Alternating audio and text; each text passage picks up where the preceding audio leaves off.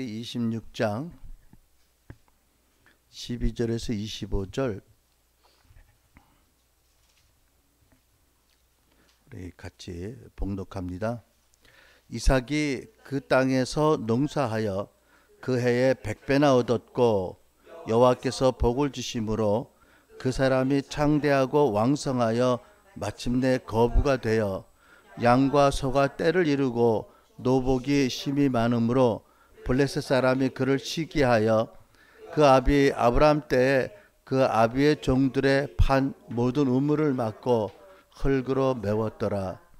아비멜렉이 이삭에게 이르되 내가 우리보다 크게 강성한즉 우리를 떠나가라. 이삭이 그곳을 떠나 그랄 골짜기에 장막을 치고 거기 우거하여 그 아비 아브람 때에 팠던 우물들을 다시 팠으니 이는 아브람 죽은 후에 블레셋 사람이 그 우물들을 메웠음이라. 이삭이 그 우물들의 이름을 그 아비의 부르던 이름으로 불렀더라.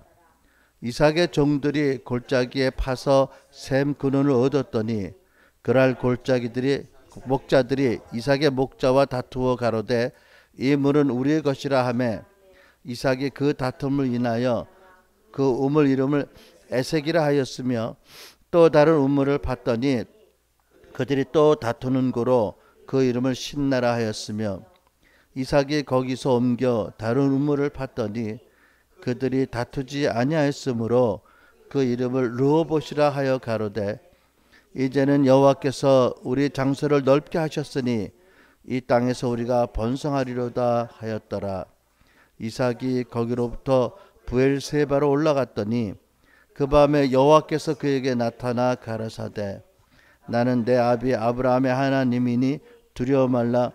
내 종 아브라함을 위하여 내가 너와 함께 있어 내게 복을 주어 내 자손으로 번성케 하리라 하신지라. 이삭이 그곳에 단을 쌓아 여호와 이름을 부르고 거기 장막을 쳤더니 그 종들이 거기서도 우물을 팠더라. 아멘. 오늘은 지난번까지 믿음의 조상, 믿음의 족장 중에 그 아브라함에 관한 말씀을 봤고요. 오늘은 이제 이삭에 관한 말씀을 보려고 합니다. 그 어떤 분이 이삭을 설교하시면서 이삭이 평생에 우물 7개 판 거 외에는 한 게 없다 이렇게 말씀하신 분이 있는데 아마 좀 어떤 당신의 다른 포인트를 강조하기 위해서 그렇게 말씀하신 줄 믿고요. 나는 그 아브라함 물론 위대한 믿음의 조상으로서 참 위대한 분이고 또 우리의 그 모본으로 주님 세우셨는데 이삭도 대단히 훌륭한 우리의 모본으로 주님이 세우신 분이라고 믿습니다. 그 이삭은 믿음의 조상 아브라함의 후손 가운데 창세기에 나온 그런 족장들 가운데서 어떻게 보면 가장 유복하고 아주 평탄한 삶을 살아서 대부분의 크리스찬들이 바라는 그런 삶을 복을 받고 산 사람이라고 믿습니다. 그 이제 생각해 보면 가족들 관계를 보면 그 부인 복이 참 많은 사람입니다. 그 이삭이 굉장히 아름답고 또 총명해요. 현숙한 부인입니다. 그렇죠? 그리고 두 아들을 두었어요. 그 아브라함은 아들을 오래 기다렸지요. 그리고 또 이스마엘을 낳는 그런 어려움도 겪었는데 이삭은 뭐 그렇지는 않았습니다. 그 부인은 좀 힘들었겠지. 쌍둥이를 베서. 근데 어쨌든 두 아들을 낳고요. 글쎄 요즘 가치로 보면 딸이 없어서 좀 섭섭할 텐데 그때는 아마 아주 복된 사람이라고 딸이 없었지만 그렇게 인정을 받았을 겁니다. 경제적으로 보면 우리 본문의 말씀 보면 그 창대하고 마침내 거부가 되었다 이렇게 말씀합니다. 그러니까 경제적으로 아주 요즘 같으면 뭐 그 아주 재벌급의 그런 그 축복을 받은 분이라고 믿습니다. 그러니까 아브라함의 모든 재산을 다 상속받았고 그죠? 거의 모든 재산을 더군다나 그 12절 보면 땅에서 농사하여 여호와의 복을 주셔서 그해 100배나 얻었다라고 말씀합니다. 이거 참 놀라운 축복인데 왜냐하면 아브람과 이삭은 유목민이잖아요. 그러니까 유목민이 농사를 지었는데 그 농사를 하나님이 엄청 축복하셔서 거부가 되었다. 마침내 특별한 은혜가 있었던 것을 말합니다. 그리고 그 이삭은 가장 오래 장수한 사람입니다. 아브라함이 174세를 살았고 야곱은 147세를 살았고요. 요셉이 110세를 살았고요. 이삭은 창세기 25장 28절 보니까 180세를 살았다. 대단히 장수한 분이죠. 나중에 그 눈이 좀 잘 안 보이긴 했는데 노년에 뭐 180세를 살았으니까 뭐 그 외에는 건강했다는 말씀인데 참 놀란 그런 장수의 복을 받은 분이고 나는 사실 젊었을 때는 장수의 복을 생각도 안 했어요. 뭐 그냥 막말로 짧게 굵게 산다 뭐 이런 얘기들 하잖아, 그치? 막 살겠다는 얘기일 수도 있는데 그런 생각을 했는데 요즘 이제 손주들을 보고 나니까 이게 건강하게 장수하는 건 참 복이다. 손주들이 건강하게 자라도록 기도도 하고 자라는 보는 기쁨이 있고 그죠? 또 지난번에 탐이 보니까 증손주도 벌써 있더라고. 그러니까 믿음의 그 할머니 할아버지가 계시고 건강하고 축복의 기도를 하고 이렇게 좋은 본을 보이는 분이 있다면 자녀들의 참 복이 있잖아요. 그런 면에서 참 축복을 받았다. 그 다음에 이삭의 생애 전반에 걸쳐서 큰 풍파가 별로 없었어요. 그죠? 아브라함은 풍파가 상당히 있었습니다. 야곱 풍파의 충만함입니다. 그죠? 야곱은 야곱은 별로 흠모할 만한 게 없어. 내가 보기에는. 하나님에 대한 그 아주 기도의 그 열정이랄까 아주 그 끝내 포기하지 않은 이런 것들은 참 좋은 점이긴 모르겠는데 별로 그 야곱의 풍파 많은 삶을 닮아갈 생각이 전혀 없어요. 되게 그렇죠. 그 다음에 이삭이 그 영성으로도 보면 굉장히 그 탁월한 분인 것을 알 수가 있어요. 그 창세기 24장 63절을 보면 그 이삭이 저물 때 들에 나가 묵상하다가 눈을 들어 보면 약대들이 오더라. 리브가가 눈을 들어 이삭을 바라보고 약대에서 내려 종에게 말하되 들에서 배회하다가 우리에게 마주오는 자가 누구뇨? 종이 가로되 이는 내 주인이다. 이삭입니다. 리브가가 면박을 취하여 스스로 가리우더라.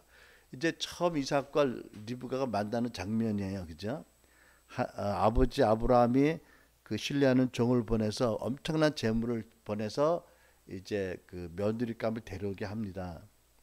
이제 오는 길인데 그러니까 이제 이삭이 얼마나 기다렸겠어. 자기의 그 색시감이 누굴까 언제나 오나 오늘이나 오나 내일 오나 얼마나 기다렸겠어요. 웬만한 크리스찬 청년 같으면 마음이 설레서 기도가 잘 안 됐을 거야.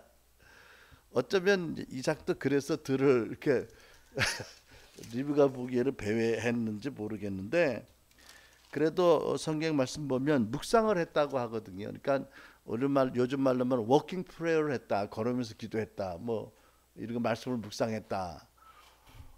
이건 참 대단한 그런 영성입니다. 그렇지? 우리 다시 그 매일 성경 읽기 시작해야 되지 않을까? 우리 그도 서로 바빠서 나도 계속 말씀 정한 대로 못 나가가지고 근데 오늘 이삭을 생각하면서 자기 신부를 기다리는 설렘 가운데서도 들에 나가 묵상을 했던 이삭의 영성을 본받아서 우리도 좀 바쁘고 뭐 이래도 우리 성도들이 함께 성경을 읽으며 묵상하는 그런 그 은혜가 있길 바랍니다. 근데 이제 이삭을 생각해 보면 그 가족 관계를 좀 크게 보면 아버지는 위대한 믿음의 조상이잖아요, 그죠? 와이프는 아주 아름답고 총명하고 빛이 찬란한 아내가 있고, 아들은 또 뭐 아주 뭐 대단한 파란만장한 그런 인생 드라마의 주인공이 있어가지고, 내가 뭐 샌드위치야 이삭이 끼어가지고 별로 그렇게 주목을 못 받는 입장입니다, 그지? 이삭 자신이 굉장히 온유하고 어떻게 보면 내성적이고 대단한 카리스마가 있는 사람이 아니어서 별로 이렇게 사람들의 대중적인 주목을 받는 타입은 아닙니다, 그죠? 그 이삭 스타일이 있어요. 그런데 이삭의 이런 면을 보면 주님이 생각이 납니다. 이사야서 53장 2절. 주님은 그는 메마른 땅에 뿌리를 받고 가까스로 돋아난 햇순이라고나 할까? 늠름한 풍채도 없고 멋진 모습도 그에게는 없었다. 눈길을 끌만한 볼품도 없었다. 공동번역 성경이 이렇게 번역한 거예요. 그러니까 우리 주님의 그림이 여기 있는데 굉장히 멋있는 그 표정이신데, 하여튼 이사야서 말씀을 그냥 우리가 아는 대로 이해를 하면 예수님은 외모적으로 대단한 카리스마나 볼품이 대단한 분은 아니었다. 그렇잖아요, 그죠? 이삭도 그와 비슷한 타입입니다. 그래서 참 대단히 그 괄목할 만한 주변의 사람들에 의해서 가려진 그런 사람이라고도 볼 수 있는데, 근데 나는 성경을 보면서 이삭을 참 좋아합니다. 특별히 이삭이 오실 메시아를 가장 잘 예표했을 뿐만 아니라 그 성품적으로 또 이삭의 그 어떤 그 삶이 참 원숙한 크리스찬의 영성을 나타내는 삶이라고 믿습니다. 그래서 오늘은 이삭의 생애를 통해서 우리 하나님께서 우리에게 가르치시기 원하는 교훈들을 함께 생각해 보겠습니다. 근데 그 전에 먼저 이삭과 연관되어서 또 지난 시간까지 아브라함의 믿음을 살펴봤는데, 아브라함과 이삭의 모리아 산의 모습을 생각해 하고 넘어가야 될 겁니다. 그 하나님께서 아브라함에게 그 이삭을 데리고 모리아 산으로 가라고 말씀하셨어요, 그죠? 22장 창세기 22장을 보면 그 일 후에, 그러니까 이제 아브라함과 아비멜렉이 이렇게 협상을 합니다. 또 아비멜렉이 보니까 그 아버지 아브라함이 대단한 믿음의 사람이다. 여호와라는 신을 자기는 잘 몰라도 그 신의 축복이 대단하고 함께하는 것이 분명하니까 이제 아비멜렉이 와가지고 아브라함에게 말하죠. 내가 무슨 일을 하든지 하나님 너와 함께 계시더라. 함께 화친하자. 이런 화친이 있은 다음에 그 일 다음에 하나님이 아브라함을 시험하시려고 그를 부르시되 아브라함아 하시니 그가 가로되 내가 여기 있나이다. 여호와께서 가라사대 내 아들 내 사랑하는 독자 이삭을 데리고, 하나님이 여기서 막 강조를 하세요. 아들이라고 한번 하시면 되는데 사랑하는 독자 이삭이라고 해서 계속 뭔가를 이렇게 건드리세요. 그렇죠? 건드리시면서 데리고 모리아 땅으로 가서 내가 네게 지시하는 한 산 거기서 그를 번제로 드리라고 아주 청천벽력 같은 음성이 들렸어요.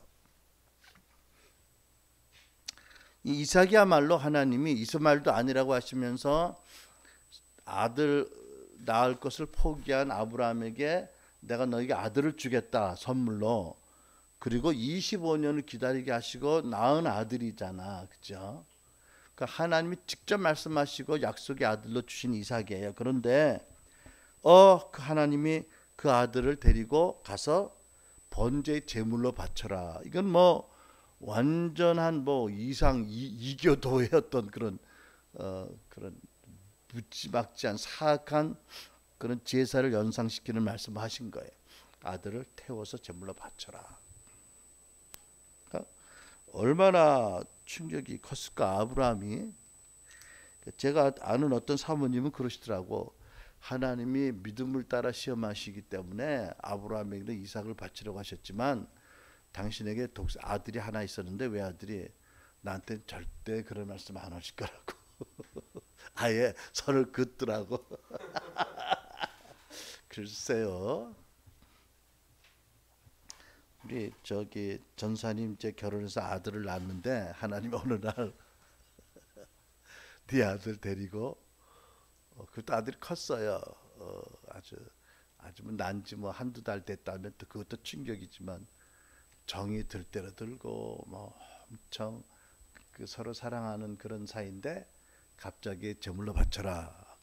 뭐 어떡할까? 아마 우리들 10중 8구는 사탄아 물러가라 예수 이름으로 그럴 것 같아. 그치? 이게 안 되잖아. 말씀이 안 맞잖아. 누가 하나님의 음성이라고 듣겠어? 하나님이 전해주신 말씀과 완전히 어긋나는 말씀인데. 근데 아브라함이 하나님의 음성을 이때는 익숙히 들어서 그 하나님의 그 음성을 통해서도 사단이 아니라 하나님이라는 어떤 그런 믿음이 있었던 것 같아. 그죠? 그래가지고 3절 22장 3절 보니까 아브라함이 아침에 일찍 일어나서 나귀 안장을 지우고 두 사원과 그 아들 이삭을 데리고 떠나 이렇게 말씀합니다. 참, 아브라함이요 지체도 안 해요. 웬만하면 몸살 나서 알아 누워서 2, 3일 앓을 거 아니야. 그 정상적이잖아. 그죠? 참 살다 보면 여러분 이제 많은 것들을 경험하는데 우리들도 애들 기다리다 보면 제일 어려웠던 것이 어제도 그런 얘기 했었죠. 둘이서 아이들 기다리면서 아이들 키우면서 제일 어려웠던 게 우리 둘째 캐롤 홍콩에 있는 캐롤 사모. 이 녀석이 7살 땐가 82년도 봄에 그때 제가 그 구세군 사관학교에 있을 때예요. 그죠? 캐나다 가기 전에 그때 그 김석태 그 부장님 그 말죽거리 지금 무슨 양재동 5살 때입니까? 양재동에 교회 개척해서 우리가 이제 거기에 전도사로 이렇게 섬기고 있었을 텐데 그날 예비군 훈련 통보가 나와서 모처럼 집이 갔어요. 예비군복 입으려고 갔다가 애들한테 이제 100원짜리 하나씩 줬거든. 그 이제 크리스틴 캐롤 하나 이게 오랜만에 아빠가 100원짜리 줬는데 이 녀석이 부지런해가지고 또 그 100원 가지고 뭐 먹으러 나갔다가 들어오는데 들어오다가 그 아파트 5층 아파트인데 현관에 1층에 친구들이 있어서 아마 같이 이렇게 뭐 하냐고 놀았나 봐. 근데 위에서 갑자기 벽돌이 떨어져 가지고 머리를 정통으로 깬 거예요. 내가 예비군 훈련장인데 누가 이성대 씨 찾아 중대장이. 나는 옛날에 그런 걸 보면 참 부러워했거든. 저 사람은 훈련 안 받고 간다. 근데 나 생전 처음 내 이름을 찾는 거야. 놀랬지. 그랬더니 집에 가보래. 애가 아프다고 얘기하더라고. 어떻게 연락을 받고 발걸음이 안 떨어지더만. 근데 애가 뭐 피범벅을 해가지고 이제 택시에 이렇게 앉아 있고 그걸 안고 아무튼 죽는 줄 알았어요.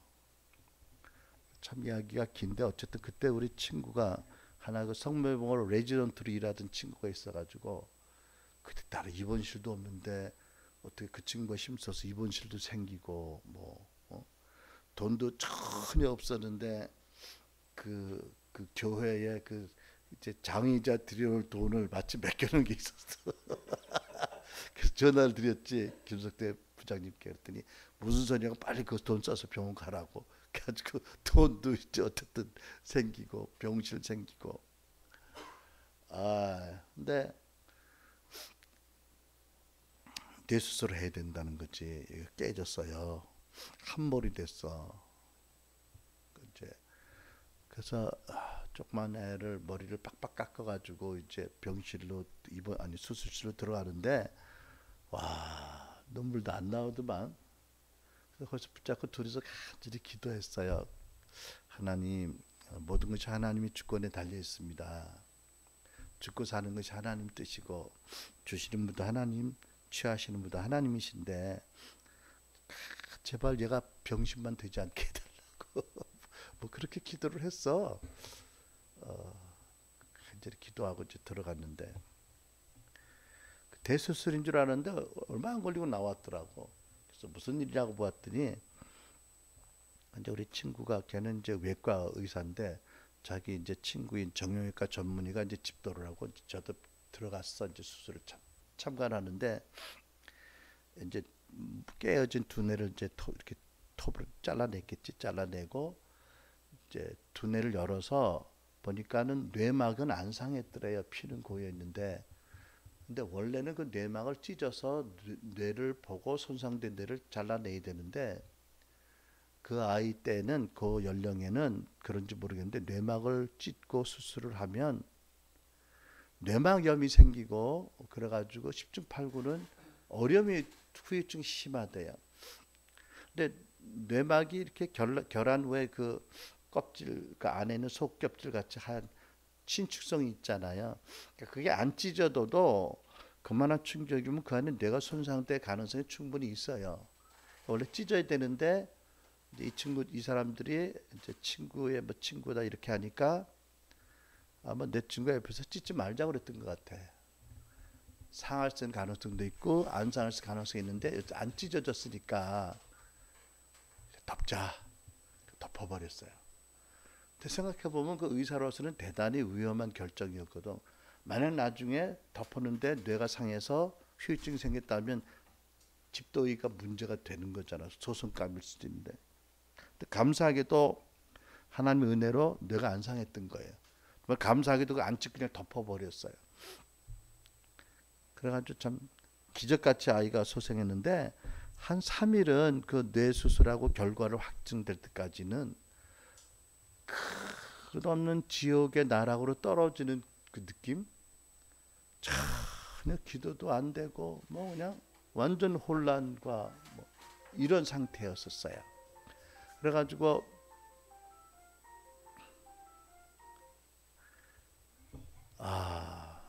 참 그러니까 기도는 평상시 해야 되겠더라고. 평상시에 그 기도 생활을 해야 하나님과의 관계가 이렇게 열려 있어야 그 위급하고 처절할 때 기도 못 해요. 그런데도 그때 하나님이 이제 그 평상시에 기도를 들으시고 우리와 바른 관계를 가지신 분이 우리를 이끌어 주시잖아. 또 중보자들이 있는 것이 너무 중요하죠.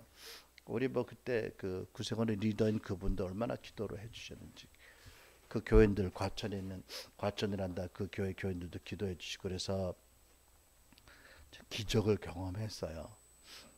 그래서 그때 우리 아이가 생사를 헤맸던 그런 경험이 있어서 이 아브라함과 이삭의 모리아산의 사건을 조금 더 이렇게 이해를 할 수 있을 것 같아. 아브라함이 얼마나 지옥 같은 고통을 겪었을까. 근데 아무튼 아브라함이 참 이게 하나님의 은혜지요.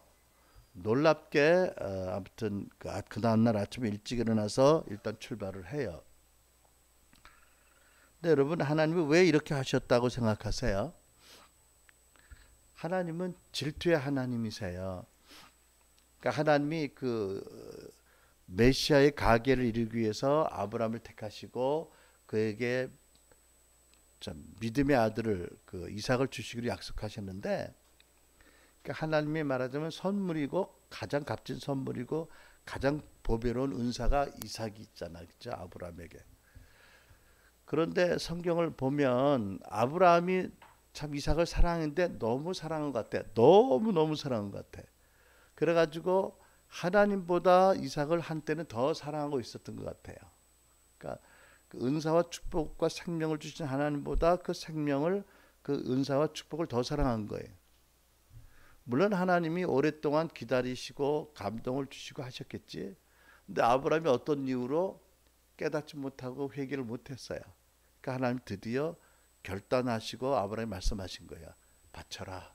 제물로 바쳐라. 죽여라. 그러니까 하나님은 아브라함의 믿음의 그 사랑의 우선순위를 바꾸라는 말씀이죠. 그죠? 바꾸라는 거예요. 그러니까 여러분 우리가 참 신앙생활 하면서 명심해야 될 교훈이 이겁니다. 은사와 하나님 축복이 중요하고 귀하지만 언제나 그 모든 것을 주시는 하나님이 가장 귀하고 우리 사랑과 경배의 대상이다. 어떤 무엇이라도 하나님보다 더 높이면 하나님 보시기에 가지간 우상이고 하나님 그런 우상을 원치 않으신다. 왜냐하면 우상을 섬기면 그것이 하나님 주신 거라도 우상으로 바꿔놓으면 하나님부터 멀어지니까. 그렇죠. 구원으로부터 떨어질 수 있고.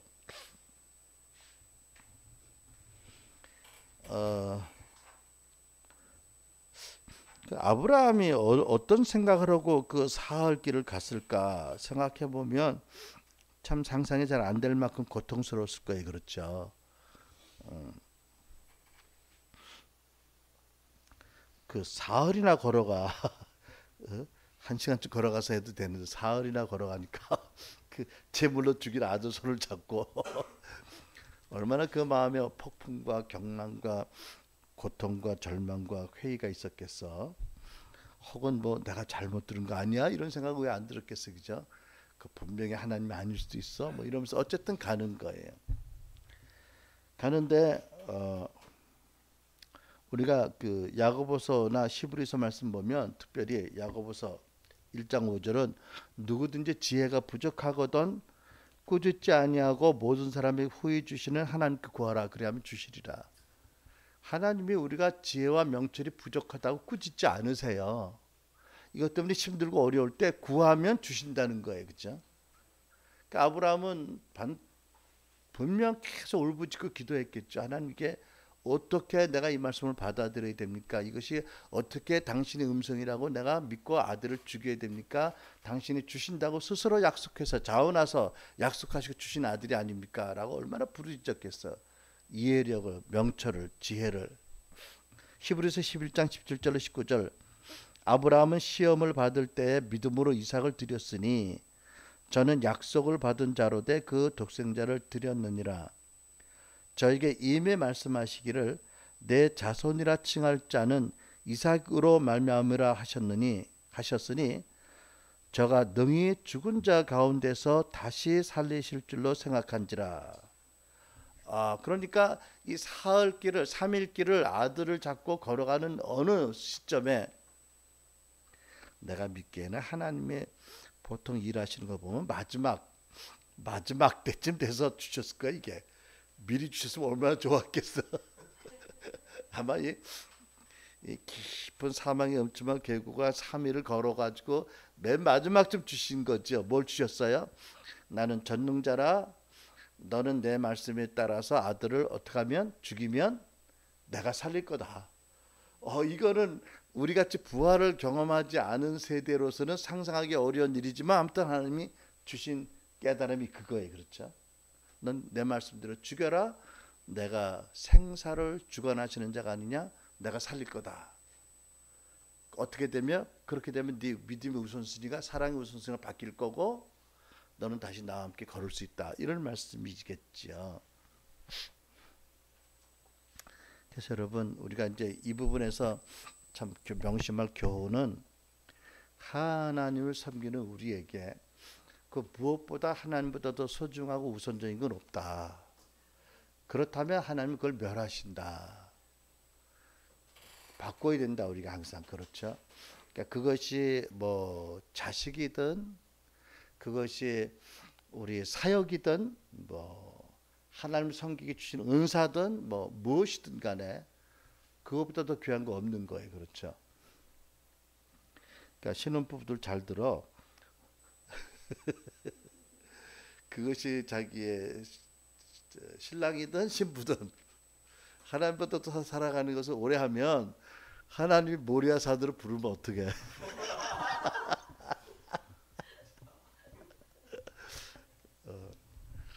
근데요 우리가 묻지만 막상 현실에서 닥쳐보면 그게 분별이 잘 안 돼요. 너무나 훌륭한 크리스찬들이 자기들의 사역을 우상숭시하는 경우도 많잖아요. 그렇죠? 사역의 성공을 위해서 하나님의 말씀을 무시할 때가 있다면 그거는 완전히 우상이지요. 사역의 성공으로 해서 뭐 수단 방법 안 가린다 그런 분들은 없겠지만 혹시 있다면 이거는 수단 방법을 안 가린다는 것은 그 목적의 수단을 정당화한다는 것은 사단의 논리거든. 하나님의 말씀은 전혀 아니에요. 그렇다면 이거는 그 사역을 하나님보다 더 높인 거지요. 글쎄 이런 일들이 우리 오늘날 삶 가운데 없을까? 많이 있을 수 있어요. 많이 있을 수 있어요. 하나님 그래서 이 아브라함과 이삭의 그 이 모리아 사건을 통해서 우리에게 우상을 제거하라고 말씀한 줄 믿습니다. 어떤 대가를 치르더라도 하나님의 말씀을 어기면서 더 하나님보다, 그러니까 사실은 의식적으로 하나님보다 더 사랑한다고 말할 크리스찬은 없을 거예요.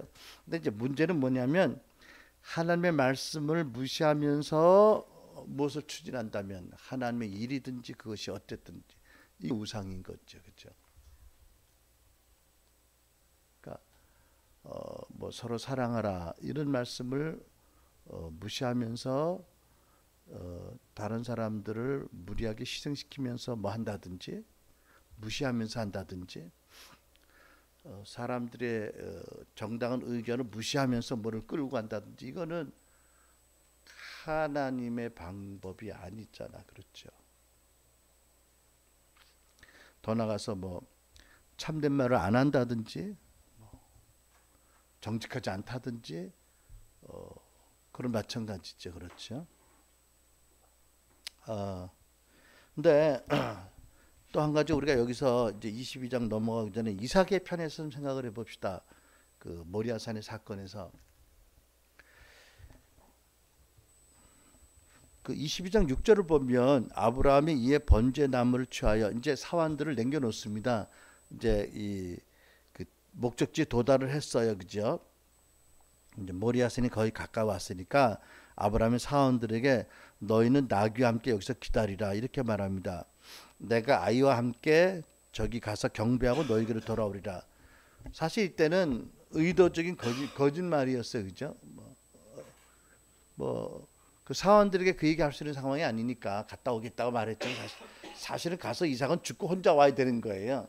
근데 또 하나님 놀라운 은총으로 이게 예언적으로 성취가 되긴 했지만 어찌됐든지 이제 길이 험했든지 어떤 하나님 앞에 올라갈 때는 둘만 올라갑니다. 그런데 자, 흥미로운 것이 6절 보면 아브라함이 이에 번제 나무를 취하여 그 아들 이삭에게 지우고 자기는 불과 칼을 손에 들고 두 사람이 동행하더니 나 처음에요. 나 신앙 쪽에 이 말씀 읽으면서 좀 이해가 안 됐어요. 야, 이건 좀 잔인하다. 지금 아비하고 아들하고 가는데 무거운 나무는 아들한테 지우고 뭐 어차피 죽일 아들이라도 자기는 가벼운 거 들고 달랑달랑 걸어간다. 이게 말이 안 되는 것 같았어, 그죠? 근데 나중에 다시 계속 또 읽을 때 생각하니까 하나님이 하나님 주신 통찰이겠죠. 이런 생각이 드는 거라 거기 뭐 길도 나 있는 것도 아니고 그 길도 없는 이제 산으로 올라가는데 나무도 뿌리도 뭐 많잖아, 돌뿌리도 있고. 그러니까 한 가지 이유는 왜 그렇게 했냐면 불과 칼은 들고 가다가 넘어지면 뒤거나 찔리면 심각하잖아. 장작 좀 지고 올라가다 넘어지면 한번 까지고 뭐 이 정도지 그렇게 심각하진 않잖아. 그러니까 아하 이거 제물로 잡아주길 아들이라도 그 아비의 심정에서는 위험한 거는 그 산길이 그 길이 아니니까 위험한 건 자기가 들고 조금 무거운 거는 그래도 안전하니까 아들에게 지었다라고 생각이 되는 거예요. 또 나가서 어떻게 이제 이해가 되냐면 나중에 보면은 그 아브라함이 9절 그에게 지시하신 곳에 이른지라 아브라함이 그곳에 단을 쌓고 나무를 벌려놓고 그 아들 이삭을 결박하여 단 나무 위에 놓고 손을 내밀어 칼을 잡고 그 아들을 잡으려고 하더니 그 이제 과정이 자세히 설명이 안 되는데 어찌 됐든지 아버지가 이삭을 결박을 했어요. 숨바꼭질 한다고 눈 감어 그러고 확 맸는지 줄로 어쩐지 모르겠는데 여기서 내가 생각하는 건 뭐냐면 힘으로 말하면 아들도 만만치 않았다는 게 이미 장작을 지고 가는 거로 이미 암시하고 있잖아, 그죠?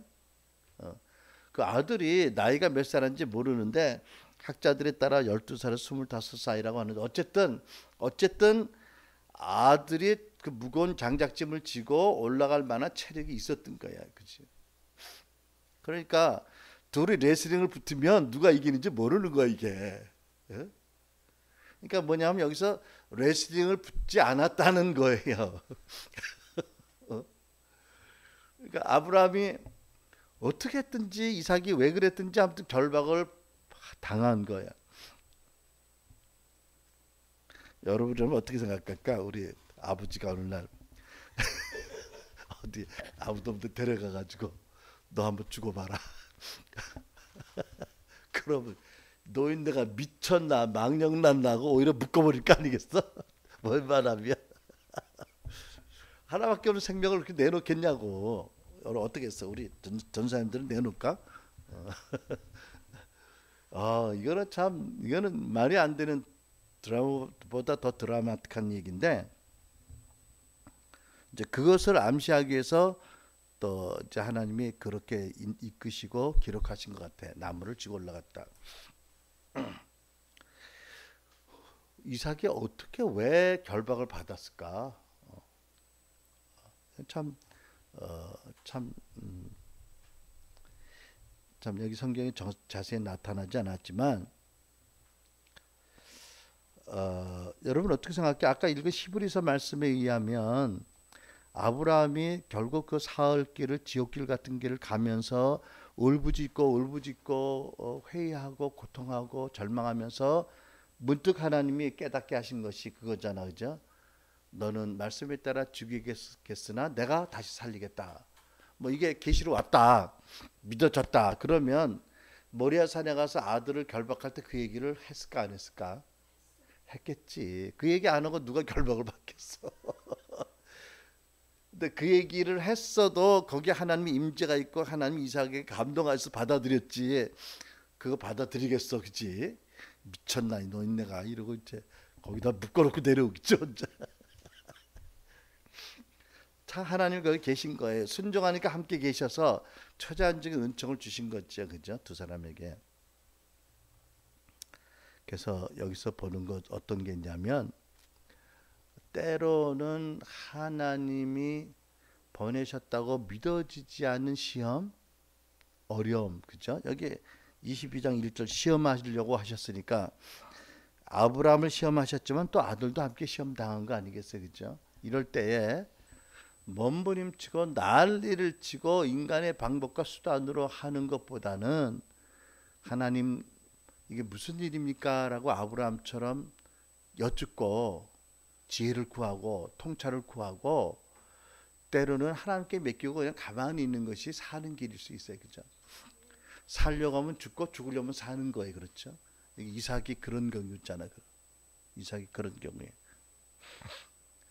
물론 어떤 때는 우리가 맹렬히 싸워야 될 때가 있습니다.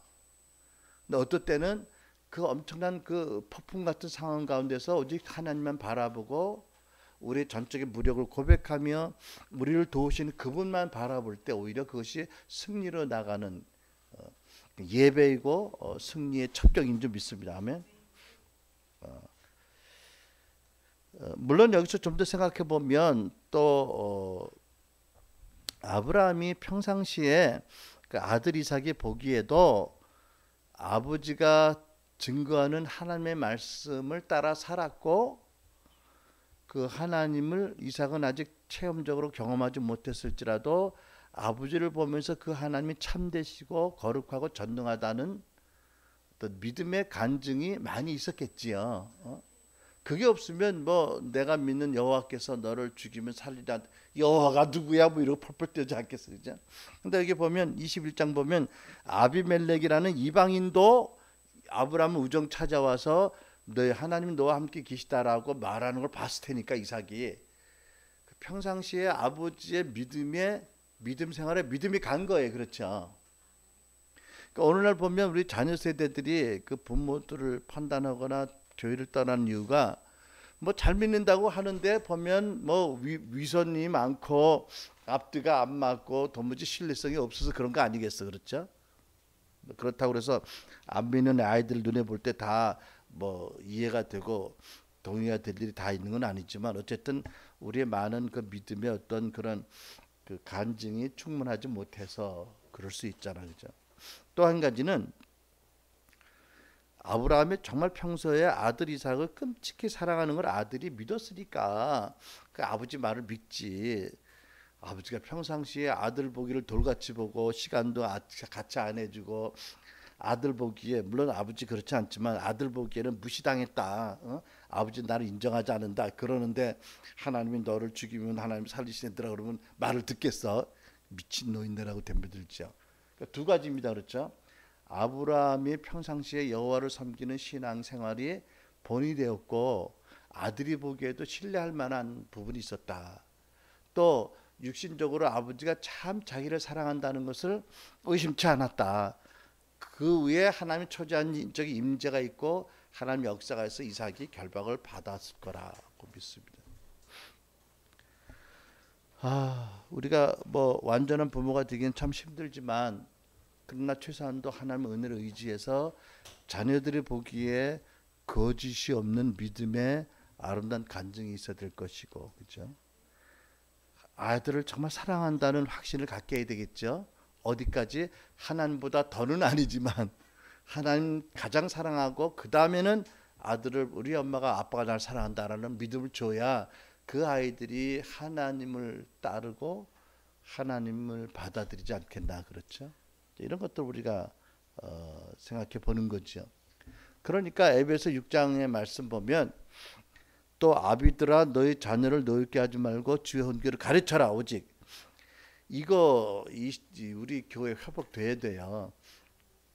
그러니까 여러분들 이제 장가 가면 나는 불행하게도 이것을 모르고 지나갔지만 암만 바빠도 애들하고 같이 성경을 읽자고 너도 뭐 어린이 성경을 읽든 네 성경을 읽고 하루에 2장이든 3장 읽고 토요일날 우리 만나자. 한 시간 만나자. 그래서 만나서 읽은 성경 어떻게 읽었는지 또 아빠는 성경 읽으면서 무슨 은혜를 받은 좀 나눠주고, 그지? 그리고 손 얹고 기도해주고 뭐 이렇게 해야 되는 거 아니야, 그지? 그것이 하나님이 아버지를 명령하신 거잖아, 그렇죠? 아이들에게 우리 하늘 아버지가 예수께서 하신 말씀처럼 너는 내 사랑하는 아들이고 내가 널 기뻐한다는 그 본을 따라서 아들에게도 계속 고백을 해줘야 되잖아, 그지? 내가 너를 사랑하고 널 기뻐한다고.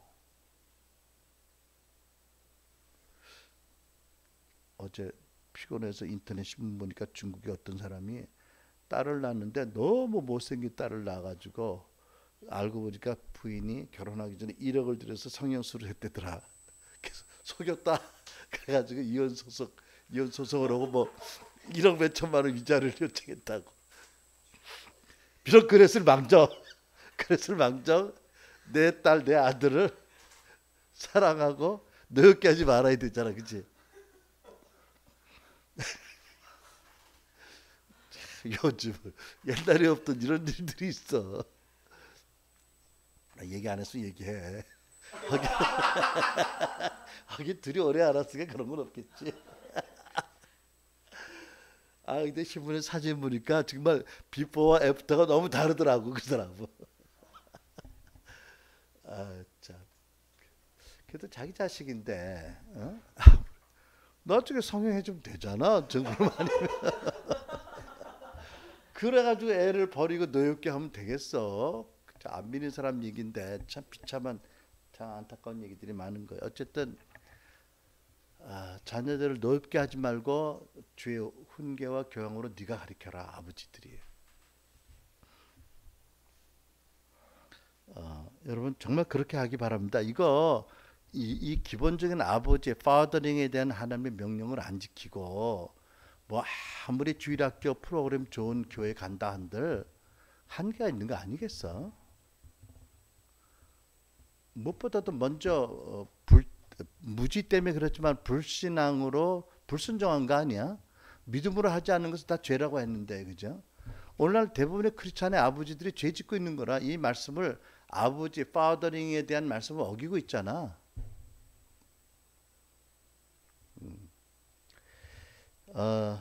예. 그 다음에 이제 우리가 그 이삭에 대해서 우리가 이제 다시 이제 이제까지 아브라함과 이삭을 같이 보았고요. 이삭에 대해서 우리가 또 한 가지 더 중요한 교훈을 본다면 창세기 26장에 있던 그 아브라함 때 팠던 우물을 다시 판 사건입니다. 여러분, 이삭이 절대절명의 위기에 빠진 거예요. 그치? 이제 크게 축복을 받았는데 그것 때문에 원주민들이 시기해서 다툼이 나고, 그래서 이제 그 다른 곳으로 옮겨갔는데 준비한 물이 떨어지고 오아시스를 못 찾은 거지 말하면. 그러니까는 다 죽게 생겼어요. 그런 이제 화급한 때에, 아주 정말 어려운 때에 이삭이 그 하나님 은혜로 뭘 했냐면 우물을 팠는데 새 우물을 판 게 아니라 옛날 아버지 때 팠던 우물을 판 거예요. 왜냐하면 그 아버지 때 아버지가 그곳을 살 때 우물을 파놨는데 아버지가 지나간 다음에 그 이방인들이 그 우물을 막은 거예요. 흙으로, 돌로, 막 쓰레기로. 근데 이삭이 그 기억이 난 거지요. 그러니까 이삭이 거기서 당황해서 뭐 물 나올 만한데 여기저기 파라고 한 게 아니라 어떻게 하라고 했다고? 이전에 아버지 아브라함 이곳에 살 때에 팠던 우물이 있다. 그걸 찾아라. 그래가지고 그 우물을 팠잖아. 그죠? 어떤 게 더 확률적으로 높은 거예요? 전에 우물을 파는 게 확률적으로 높은 거지요. 이게 하나님 은총이지요. 우리가 이것을 적용하려면 어떻게 적용되는 거지요? 우리 안에 성령의 생수의 강이 흐른다고 말씀했어요. 그죠? 우리가 예수 안에 있고 예수가 우리 안에 있으면 우리가 열매를 맺는다고 말씀했어요. 근데 그 우물이 막혔다면 어떻게 하는 것이 옳은 거예요? 왜 생수의 강이 흐르지 않는지 그 막힌 이유를 알고, 무엇이 막혔는지 알고 말씀에 비춰서 문제를 깨닫고 십자가 앞에 나가서 회개하고 성령의 도우심으로 치유받고 드러내면 생수의 강이 흘러나가는 거 아니에요. 그렇죠? 근데 대부분의 크리스찬들이 첫사랑을 잃어버리고 주님이 말씀하신 열매나 생수의 강이 안 흐른다면 막혀 있는 거예요. 그렇지?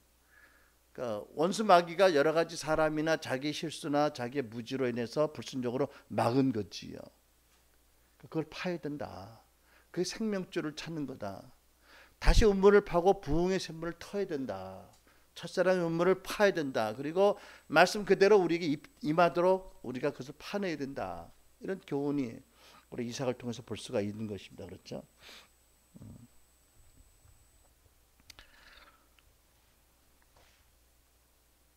그 다음에 이삭의 삶을 통해서 참 정말 가장 중요한 교훈이 하나 있다면 무엇을 볼 수 있냐면, 다시 모리아 산으로 돌아가서 이삭이 아버지로부터 결박을 당하고 제단 위에 제물로 올려줬어요.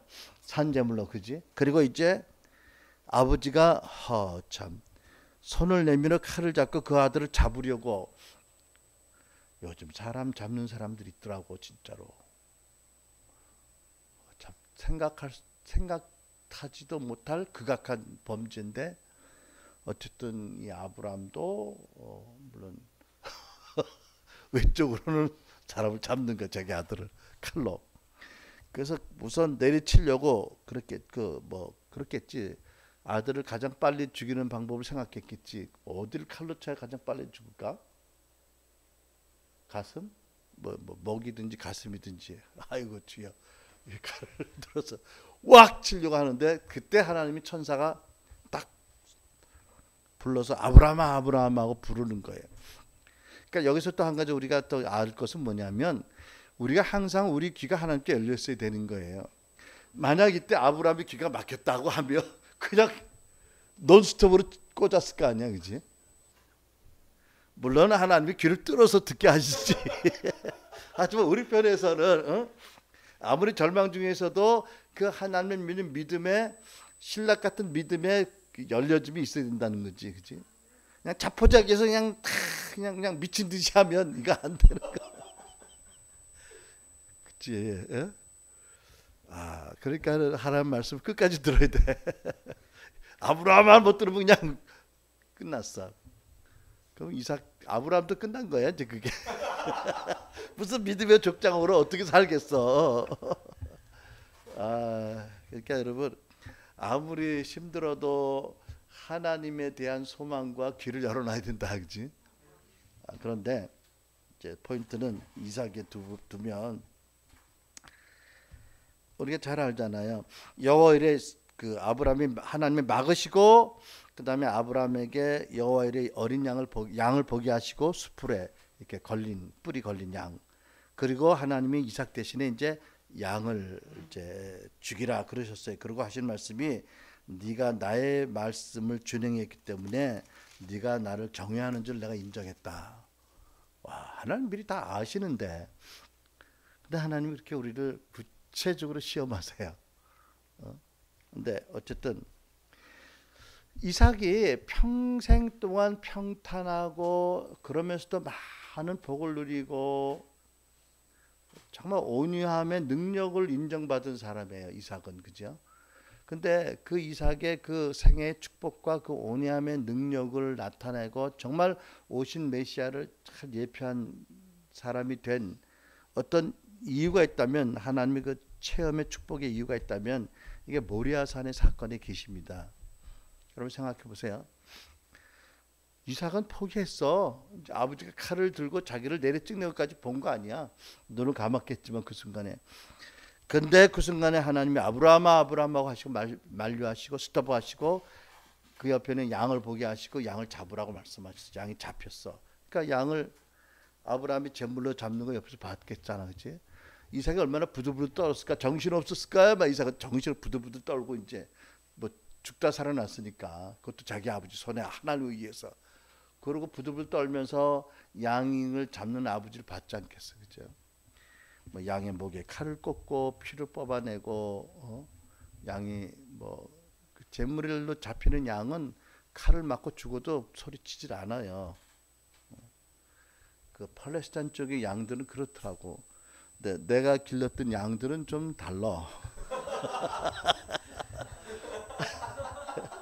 그러니까 이것들은 일본산 자연종이었고 그 팔레스타인 쪽의 양들은 그 우리 그 어떤 목사님한테 제가 들었는데 그 양의 체험을 한대요. 그래가지고 그 양을 잡는 걸 보는데 양이 자기가 제물로 잡힐 걸 알면서도 저러거나 몸부림치거나 울거나 그러지 않는다는 거예요.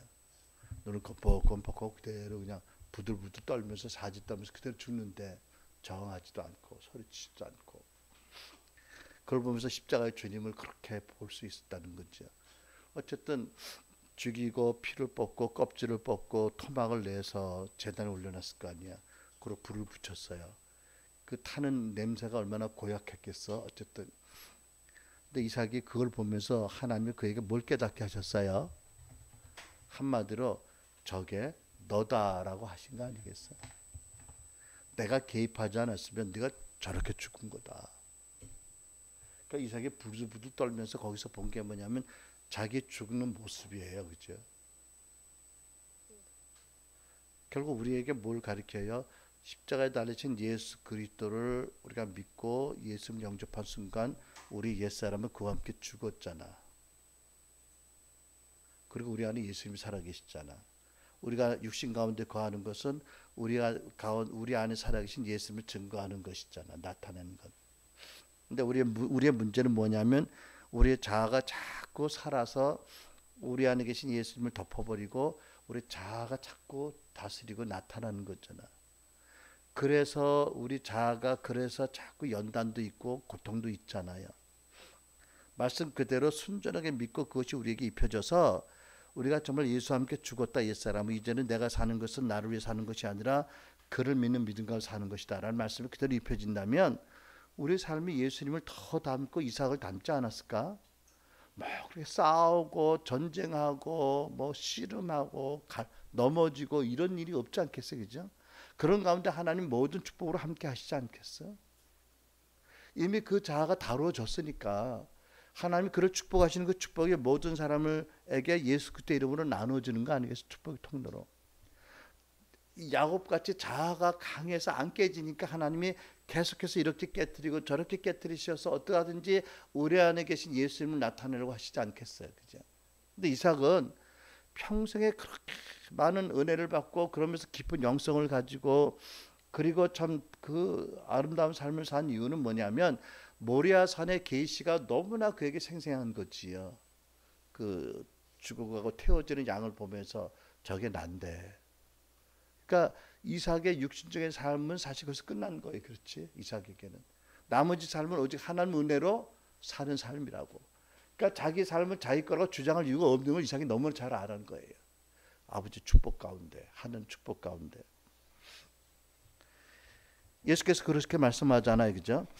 또 이르시되 아무든지 나를 따라오려거든 자기를 부인하고 날마다 제 십자가를 지고 나를 따를 것이니라. 우리 이미 죽은 사람이니까 뭐 죽은 자는 말이 없는 거 아니야, 그지? 죽은 자는 꿈틀거리는 거 아니잖아. 그런데 누가 내 자존심 밟았다고 꿈틀거리는 게 있다면 이게 아직 안 죽은 게 있는 거지, 그죠? 근데 그래 가지고는 주님을 나타내고 따르지 못한다고 말씀하잖아. 그러니까 구체적으로 어떻게 적용할 수 있나요? 우리가 늘 강조하는 그때 순간의 기도, 플래시 프레이어, 그지? 내 안에 어떤 꿈틀거리는 게 나타난다면 즉각 회개할 거예요, 그죠? 내가 이 말 들어서 기분 나쁘다. 그리고 의식하든 안 하든 복수하고 싶다. 복수할 거다. 벌써 내가 판단하고 내가 죄를 짓고 있다. 그것을 인정하고 나의 그 어떤 죽지 살아있는 자아를 보면 그 자아가 말씀과 다르게 반응하는 것을 보고 회개하고 그 다음에 내 자아의 기질을 십자가에 못 박고 그리고 주님 이럴 때라도 내가 용서할 수 있고 이해할 수 있고 넘어갈 수 있는 사랑과 이해를 주십시오. 마음을 주십시오. 라고 그때 기도할 때 우리가 십자가를 지는 거지요. 십자가를 우리가 보혈과 십자가 부활을 적용하는 거죠. 우리 삶에. 그럴 때 우리가 육신의 소욕이 성령의 소욕이 지는 거지요. 그렇지 않으면 육신의 소욕이 성령의 소욕이 이기는 거잖아. 그러니까 우리가 마음으로는 하나님의 법을 선한 줄 알고 마음 법대로 살고 싶지만 내 안에 또 다른 세력이 있어서 나를 끌어가고 몸부림치고 좌절하고 원망하게 하잖아요. 그렇죠? 근데 이삭은 하나님의 그 거룩한 은총으로 모리아 계시로 말미암아 거기서 끝이 난 사람 같이 보입니다.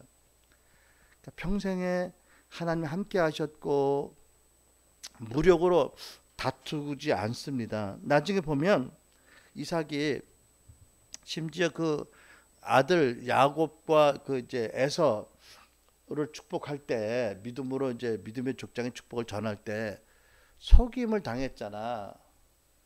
그 총명한 부인에게 배신을 당한 거잖아, 그지? 그리고 그 교활한 야곱에게 속임을 당했죠. 나이 많아 이제 눈이 흐려서 속임을 당한 건 야곱이지요. 네. 그 하는다고 최선을 다해서 더듬어 보기까지 했는데 뭐 양털을 덮고 올 줄 누가 알았어. 꿈에도 이 사람들 간악해. 그래가지고 자기는 사실은 자기 인간의 생각으로는 아들 에서를 축복하고 장자로 세우려고 그러는데 결국은 속임수로 야곱에게 빼앗겼어요. 그 바람에 에서가 죽인다고 난리쳐 야곱이 집을 도망가잖아, 그렇지? 그래가지고 20년 동안에 집을 떠나서 사랑하는 어머니를 못 보고 임종을 못 지켰어. 어쨌든 그때도 이삭의 모습을 보면 나중에 사실을 알았을 때 펄펄 뛰고 진노한 것 아니라 하나님이 이런 일을 통해서도 당신의 뜻을 이루시는구나라고 자아가 없는 사람같이 보이는 거예요. 고집과 주장을 안 해요. 화나서 저주할 수 있고 취소! 너 기도 취소 뭐 이렇게 할 수 있잖아, 그죠? 이삭은 참 순종하는 사람이었어요. 정말 온유한 사람이었어요. 여러분 우리 교회 성도들이 다 이삭 같으면 얼마나 좋을까? 장수하시고 부인도 이쁘고 총명한 부인들 만나시고 아들 딸 잘 낳고 또 하나님과 깊은 교제 가운데서 늘 살고 그렇게 큰 풍파 없이도 하나님을 가장 높이고 축복 통로로 살고 그리고 무엇보다도 원숙한 크리스찬의 정신을 가지고 살아가는 그런 여러분 되시기를 내가 되기를 축복합니다. 기도하겠습니다. 우리 시간 각자 기도하겠습니다. 우리 하나님, 이삭을 통해서 하나님께서 우리에게 주시고자 하는 축복, 또 주시는 교훈, 이것이 내 심령의 신비에 깊이 새겨져서 하나님 우리에게도 이삭의 복을 주시고 우리 믿음의 조상 이삭의 은총을 축복을 부어 주십시오. 우리 다 같이 각자가 우리 하나님 앞에 또 구체적으로 자기의 상황에서 우리 하나님 앞에 직고하는 기도를 하겠습니다. 기도하겠습니다. 할렐루야. 하나님 감사합니다.